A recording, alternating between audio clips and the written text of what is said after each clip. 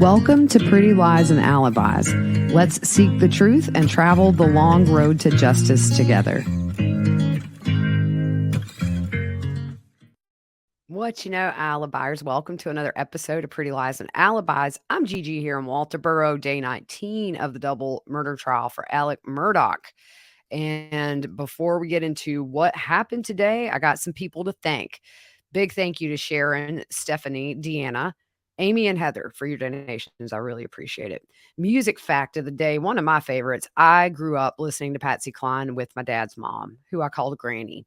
And every time I hear Patsy Cline, I think of her. And my kids love Patsy Cline. So we listen a lot. But initially, she did not want to record Walking After Midnight because she thought it was a pop song and she wanted to be a country singer. But she's officially considered the first female crossover artist because that song hit number 2 on the country charts and number 16 on the pop charts.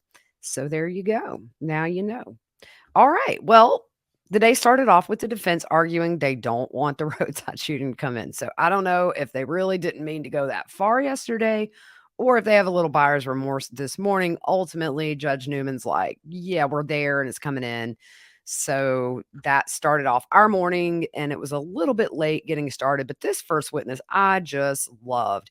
Yeah, him and Joseph Scott Morgan make me want to go back to college and take courses. This guy would be an amazing college professor. I'm serious. It's funny because he had so many credentials. At one point, Harpootlian stands up and says, we just stipulate that he's an expert. So he examined the evidence in this case and also responded to the scene way after the fact. So he wanted to do his own measurements and he was told to just come up with his own conclusions. They wanted him to go in with a fresh set of eyes and figure out. Now, a lot of the evidence had been cleaned up and removed at this point, but he did have the crime scene photos, and there were still some evidence around, such as defects to that door in the feed room. He goes over Paul's injuries. We know the shotgun wound to the chest, not immediately fatal, and then that shotgun wound started in the shoulder, through the jaw to the head, was immediately fatal. So the first shot, he says Paul was standing southwest in that feed room. Now, here is kind of an outdoor look into that feed room. You can see the kennel on your left. You can see a cute little doggy laying right. Those poor doggies, God knows what they've seen. And then this picture here, now just a trigger warning before I put that up for too long. A couple of these photos do have blood drops. It's just what they show us in court. So I'm surprised they allowed these pictures in. I mean, anything that the judge deemed even remotely graphic, we don't get to see, but we did get to see these photos. That there, if you guys see that number 1 placard, that is where this witness estimates Paul was standing, and that's the reason he put these digital legs in here. I swear, y'all, I thought maybe there was just a mannequin that was in that room. The double-aught shotgun shell has 9 pellets, and so when fired, inside the packaging, I think he said it's kind of a foam that protects those buckshot to keep them from rattling around, but it dissipates after it's fired or as it's fired, and then the shotgun shell continues on its path. The legs were placed to show Paul's position at the time of the first shot, where that placard is and where those legs are. Then he saw from the crime scene photos there were 90-degree blood droplets on the ground. 90 degrees is perpendicular to the ground. So what does that tell this expert? After the shot, Paul stood still for a moment. And you can imagine he had like 20 entrance and exit wounds with these pellets. You know he was hurting. But over time, the blood started coming down the arm and probably dripped off his fingers. The witness says Paul's moving, but not fast. Why does he know that? The drops of blood were still round. So the feed room is 10 feet deep, and he estimates that Paul was about 5 feet away from the doorway when he was shot. They go on to talk about the way Paul's arms were when he was shot, and he said there's no possible way his arms were up. Over 20 entrance and exit wounds. We know a lot of those were under the arm. Some of those pellets went through that window, as we know. The way they go into that fatal head wound. If you're on YouTube, he is positioning the head of the prosecutor to kind of show the angle Paul's head was at when that second fatal wound came. Clearly, he's in pain. He's moving very slowly towards the door. The location of the shooter, he said it's hard to say, but at minimum, the reach of that shotgun was somewhere inside the door frame of the feed room. So not far. And whatever, I think it's called a leveler, or it's whatever ejects the casings. He thinks that that was inside the door because of where the shells were found. So at the door, he uses this here. It is a green cone looking thing to show the path that that fatal shot came from. So if you're looking at this photo, you see the shooter is to the right, our right of that door, and then it's an upward trajectory. The door still had pellets when he went to the scene way after the murders to do this. So they talk about how tall Paul was. Well, the DMV had him at 5'6". The pathologist said 5'9". He took a happy medium, did some math, and came up with an average height. I believe it was 5'7" that he settled on to come up with this trajectory. Then the pellet defects are in the door. They show photos of that. The door is 80 inches tall. There were pellet defects at 76 inches. So just 4 inches to the top of the door shows that upward trajectory of that last shot. There was blood on the door, and there was also hair and blood on top of the door frame. So in the door frame, the shotgun pellets, it makes mass damage, and it throws blood in all directions. So the last blood drop was about 5 feet away from where he was standing when he was shot, and it was on the door. So we know that Paul made it at least 5 feet on the door. At this point, he thinks that Paul was either leaning up against that door or pretty close to it. So on the shelf, I'm not going to show that picture because it does show some biological materials that I'm not comfortable showing, but he looked for the absence of biological material and blood to help determine the location where Paul was shot. So on the shelf, there's spatter at the front of the containers. So what he thinks is the headshot came just outside the door frame, but most likely Paul's feet were still inside. For the location of the shooter for that second shot, again, shooter facing the door to the right on the outside. The second shot did not come from above. The shooter would have to be on the roof, is what he said. He's asked if there's any evidence of suicide, and he said, I do not see the possibility. There's no contact on that wound, and it would be hard to shoot at that angle. And he said, also, biological material would not have ended up there on the door. And that second headshot wound was birdshot. So there are 9 pellets in a buckshot shotgun shell. They're large and fewer, but they're designed to take down larger game like deer or buffalo, or I don't know, buffalo I don't know. I don't know we'll just say a deer. So then the bird shot has a bunch of small pellets. He gave the number between 150 and 156. He said it could be error. I think he said it normally is 150, but he got 156 when he opened up that shotgun shell and counted. So obviously more pellets, that's for your small animals, birds, ducks, things like that. When he's at a crime scene, he tries to collect enough pellets for the firearms examiner, but shotguns don't have lands and grooves. So he said there's very little forensic value to them other than the type and the weight of that shell. He feels like Paul's head was outside that door at the second shot, or his shoulder at least. So the prosecution asked the witness to position him as Paul would have been at the time of that second wound. So the first shot, there are 20 entrances and exits on Paul. It's painful. He would have been probably bent over, moving slow. And this is how he estimates Paul's head was positioned right before that second shot came in. So the shot traveled in a straight line, and that chest wound had stippling, or what they called it back in the older days, tattooing, meaning it was close. So we move on to Maggie. We know she had 3 non-fatal shots, one to the wrist, one to the left upper thigh, and then to the abdomen, which exited near the kidneys. So you have that shot that comes in where she has the burn on her abdomen. It enters through the left breast, into the left jaw, and then into the head. That was immediately fatal, as we know. And then the second shot down into the head, which had that keyhole pattern, which is, I think, is beveling. We heard about that yesterday, where it comes at an angle. The entrance and the exit wounds were so close on that second shot, it just made one big injury, and it went down into her body. So the leg wound, the upper thigh, it had stippling, so that was close.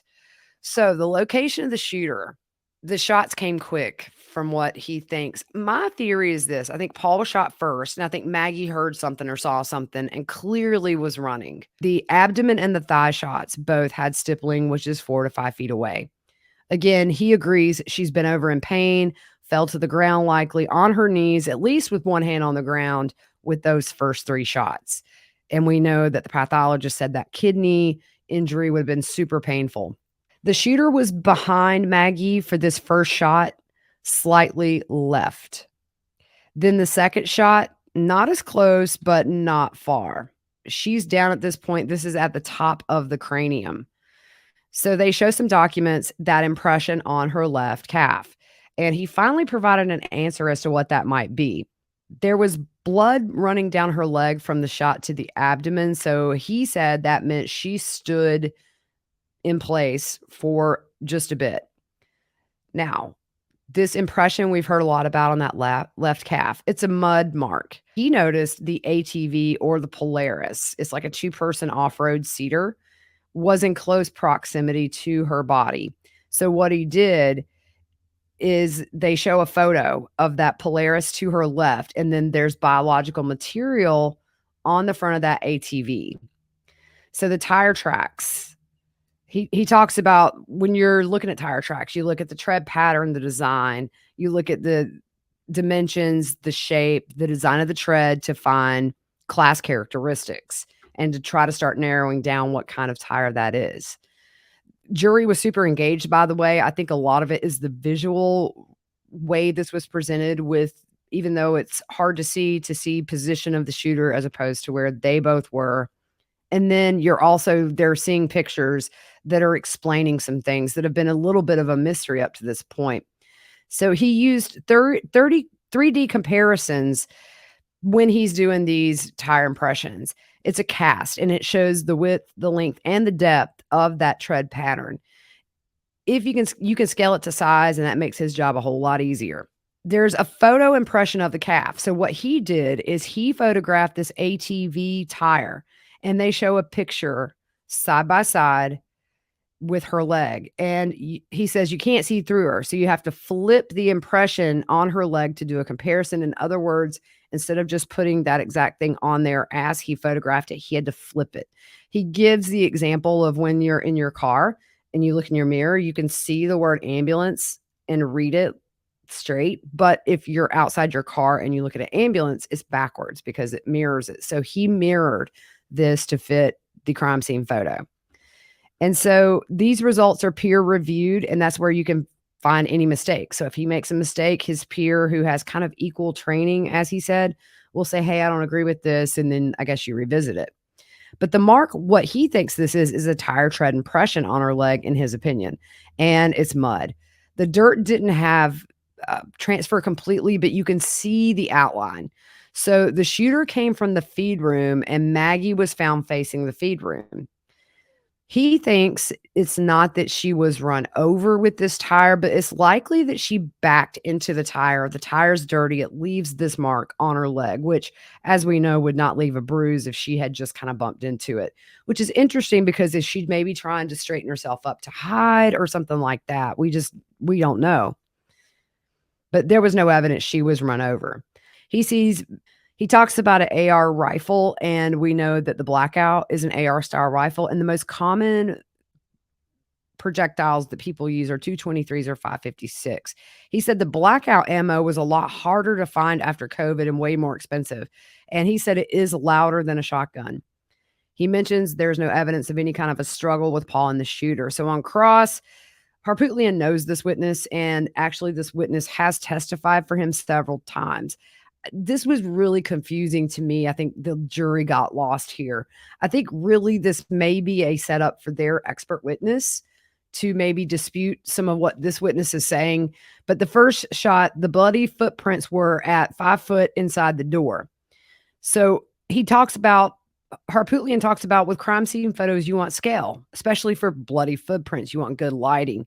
So the witness says you do it 90 degrees perpendicular to the footprint to get that whole print and the entire tread and details. The shoes were facing towards the door. So he said it's hard to orient from the photo. And Harpootlian points out, ultimately, there were not enough pictures taken, nor were they great quality, the ones that were taken. So Paul is shot. He bleeds, makes his way to the door. And then the expert believes that his head and that shoulder was outside the door when that second shot came. So Harpootlian says, let's use 5'9", and he used 5'7", because Paul probably got his driver's license when you get your permit here in South Carolina when you're 15, and then you don't get another picture until I think it's 5 years later. So it could be just that at this time, it's 10 years, Paul hadn't renewed his driver's license, and when he got it, he was 5'6" and had a growth spurt. What you know, alibis, I've been traveling weekly to cover the Alec Murdaugh murder trial, and I hate packing, and even more, I hate loading and unloading a bunch of bags when I get back to Walterboro. The Weekender bag from Base has cut down the number of bags I need to take and has all the things I need, like a laptop sleeve and even a key leash. Base was created by actress Shay Mitchell to make sleek and affordable bags, luggage, and accessories designed to help you travel effortlessly while still looking fashionable. Base has thought of everything you could ever want in a piece of luggage. 360-degree gliding wheels, a cushioned handle, built-in weight indicator, washable bags for your dirty clothes, and all the interior pockets you need to keep organized. Their luggage comes in multiple sizes and colors, and for shorter trips, the Weekender bag is super functional and even has a place to store your shoes separately. Every piece is made to look better with miles, so you don't have to worry about it in cargo or overhead. And Base has over 30,000 five-star reviews. Whether you're packing for a quick trip or looking to breeze through the security line, Base has your personal items covered. Right now, Base is offering my listeners 15% off your first purchase by visiting basetravel.com/whattheworld. Go to basetravel.com/whattheworld for 15% off your first purchase. That's Base, BEIS travel.com/whattheworld.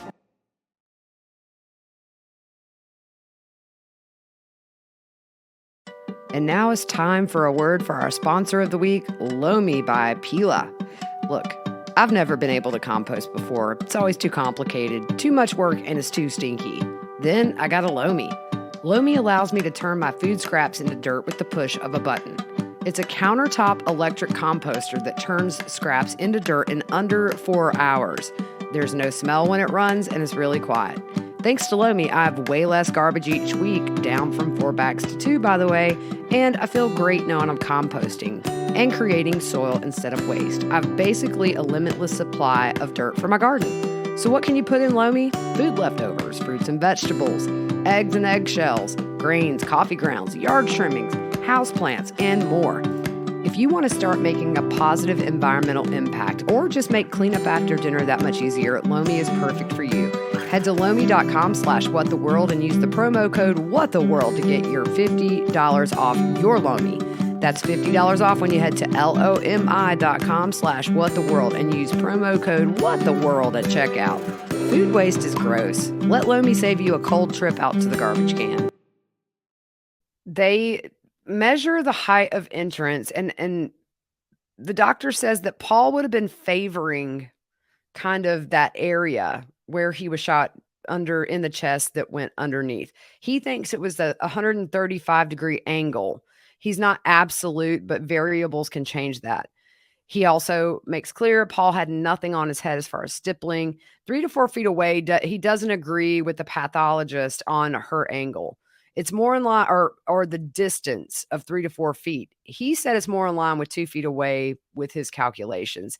He said 3 feet is a stretch without damage to that door frame. In other words, As soon as that shotgun shell comes out, those pellets start to spread. There were pellets on the door, but there would have been more on the door frame and not the door itself. There was some still in the door, dents and everything. There's lots of angles and numbers, and me and math, we don't get along. But they bring out the shotgun, okay? You can see in this picture, y'all, Harpootlian just lets him point it right at him, and then he brings out this yardstick to kind of measure the distance of how far away that shooter was, according to his calculations, from Paul. He said that the shot was low, almost like the shooter was crouching. I couldn't see, but I could not see him.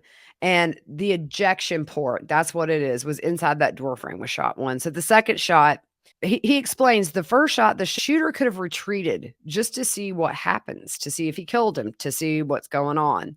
At this point, the defense and the witness are just going back and forth about the angle. The jury's lost. My ears are like smoking. I can't figure out what's going on. And also the position of the shooter. It's like they just don't agree. The witness keeps saying he can't say the position of the shooter. There's so many things that could affect where that person was. But the first angle, the shooter was parallel to the ground. The second shot, he thinks about 135-degree angle.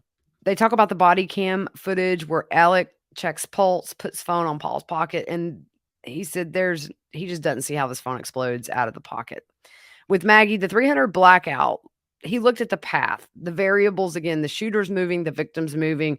You can't know how they're moving. And so that's just a question that's never going to be answered exactly. But a general idea was with those first few shots, the shooter was within 5 to 6 feet of Maggie. The wound on the shoulder for Paul was at 3 feet, he thinks, because the pellets start to spread at 1 inch after they've been out, and the wound was massive. So back to the impression on the leg. The witness says no photos were taken of the leg in the ATV with scale. So he needs scale to really dive into the science of this. The tire shares the same class, but they come in 3 different sizes. But if it's not that exact ATV, it's one pretty much just like it, is what he made clear. The only evidence is the mud on her leg. The defense asked, is there mud on the tires? He says yes. He said he could have done a better assessment if he had a photo to scale. The defense asked, did you look at a black and white photo too? He says, yes, he did. So on redirect, he just reiterates that the shooter and the victim can move, and this can definitely change those trajectories or what they're able to estimate. After lunch, there was only a few seats left, but still packed. We have Special Agent Ryan Kelly, who was the lead investigator from SLED over the Roadside shooting. And this agent went to Savannah to see Alec in the hospital. The car, he also goes to the scene of the shooting, and the car has a driver's side rear flat tire, which is a run flat. And that was something I said early on. There's no way this expensive Mercedes doesn't have run flat tires. They saw it was a puncture on the sidewall, and it looked like a pocket knife had caused it. So then they played this 911 call by Alec. He said he hit something big and it caused his tire to go flat. He's near a church with a red roof. A motorist offered to help, turned around and shot him. The dispatch asked, were you shot? Yeah, but I'm okay. Asked if you need EMS. He says, yeah, I can't drive. And so she asked, where were you shot? He says, on my head. It's bleeding a lot. They also have some body cam from the ambulance that was there on scene taking him. I believe the ambulance got him and then he was airlifted somewhere. It doesn't really show anything regarding Alec's head. It shows the top of his arm with the blood pressure cuff. So this guy's kind of assessing him sitting down. So there wasn't any point to put a picture up because you can't see anything. He said when he turned his head, this person shot. He said, boom. Said it sounded like a shotgun, not a 22. It was extremely loud. They asked his address, date of birth, what kind of truck it was. So Alec went to the hospital, or this investigator went to the hospital, and Alec and Randy are there. Told a similar story. He was also being treated at that time. So Alec's description of the fake shooter on the roadside was a nice looking male, 30 to 45, said he was a nice person, or seemed it. Nice people don't shoot you in the head, but then he didn't shoot him in the head. So maybe he is. Yeah. Man, this guy can tell some tall ones, can't he? Said he had close cropped hair and had like manicured facial hair, and said He could identify this person again.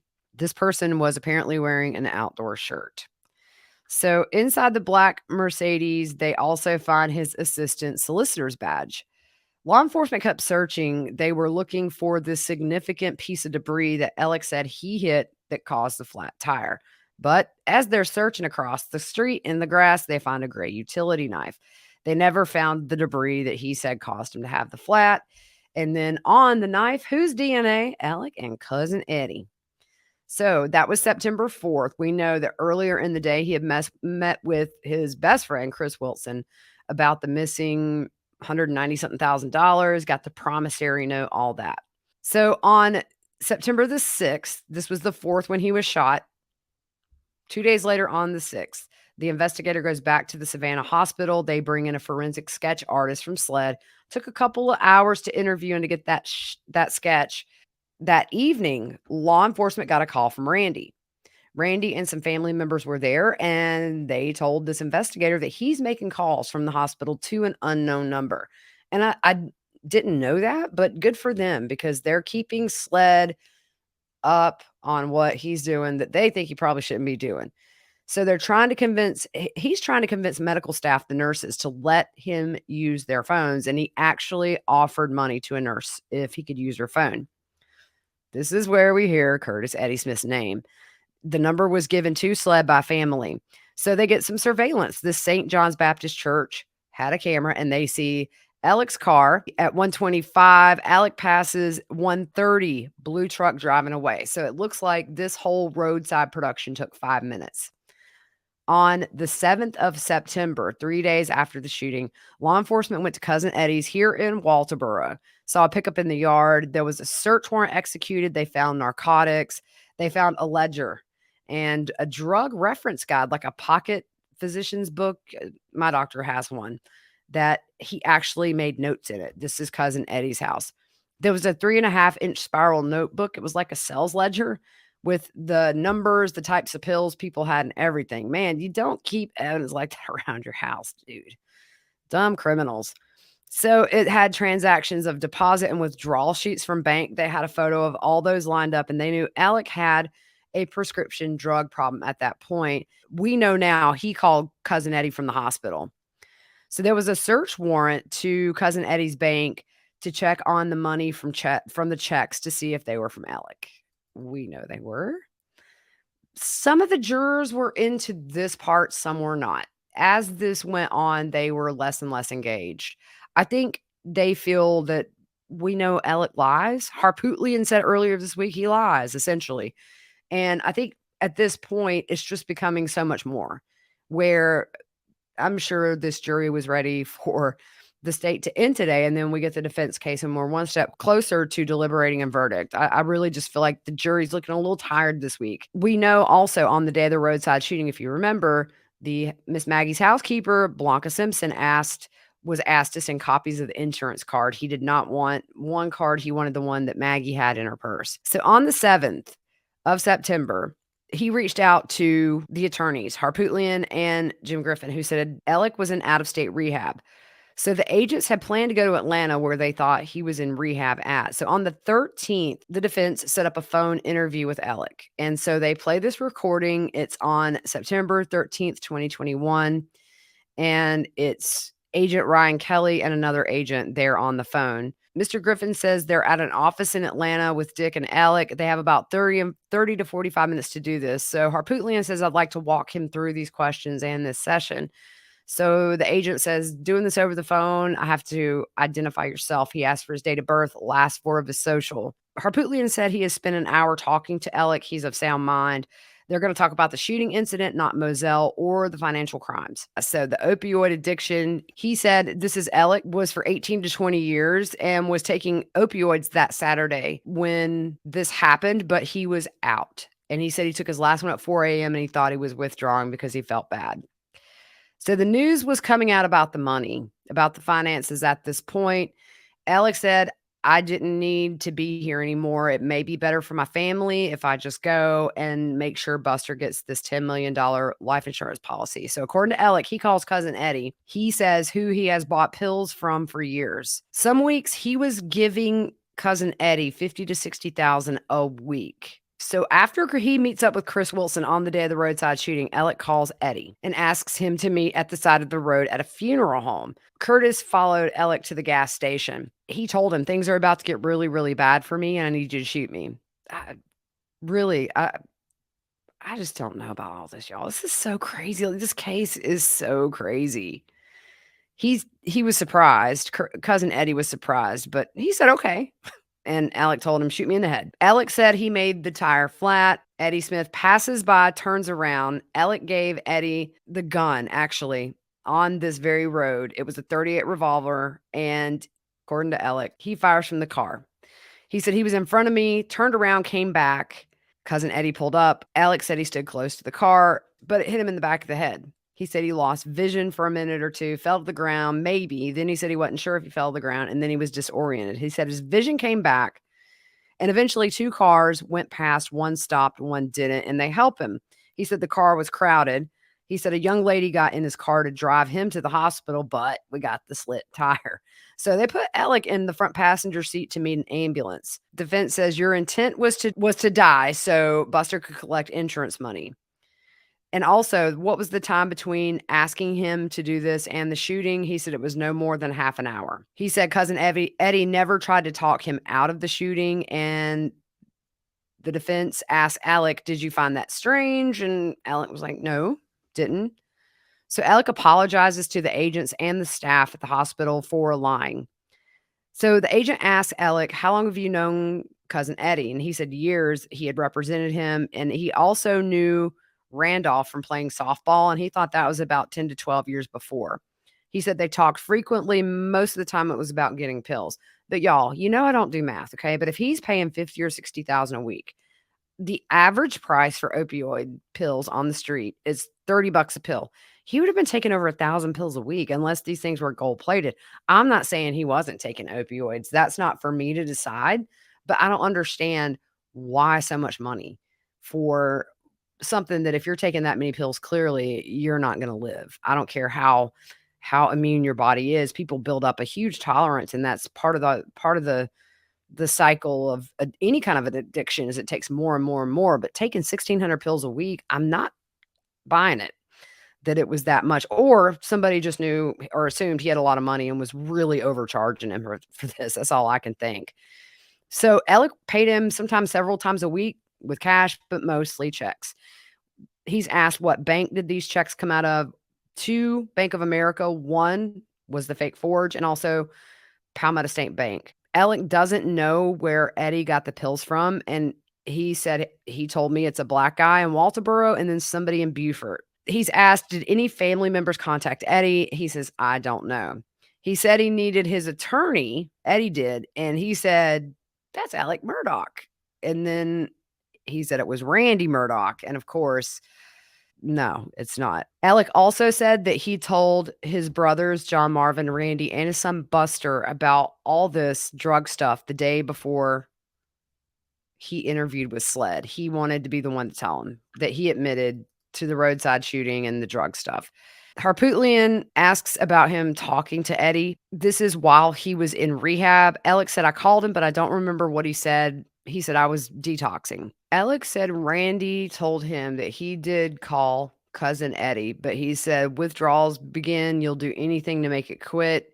He said he probably called him for pills. They talk about money that he used for his addiction.